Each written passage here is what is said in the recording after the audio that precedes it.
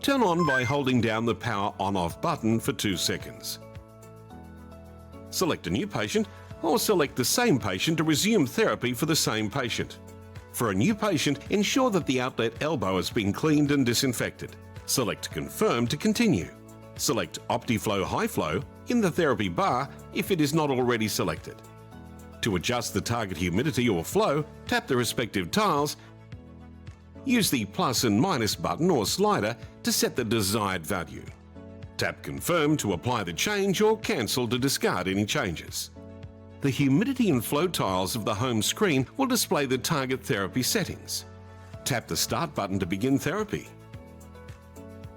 When therapy initiation is not urgent, it is recommended to wait until the Airvo₂ displays Therapy On in the message bar before connecting the patient to the heated breathing tube.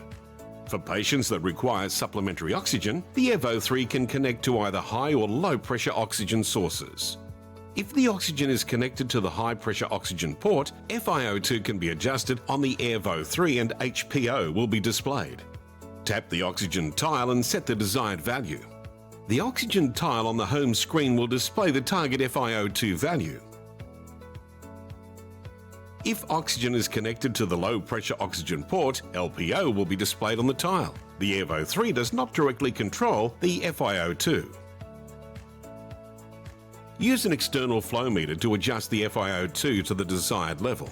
The oxygen tile on the home screen will display the measured FiO₂ value.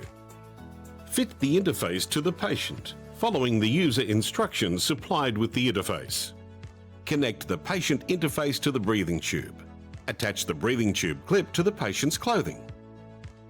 The gas may feel warm when the patient first puts on the therapy. This is typical. They should simply continue to breathe normally. Monitor the patient according to hospital protocols and clinical judgment. Adjust settings as needed. Routinely check that there is water in the water chamber. Replace the water bag before the chamber runs out of water. The Airvo₂ has visual and auditory alarms to notify users about interruptions to therapy. The signal light flashes and troubleshooting information is displayed on the Airvo₂ touchscreen when any alarm is active.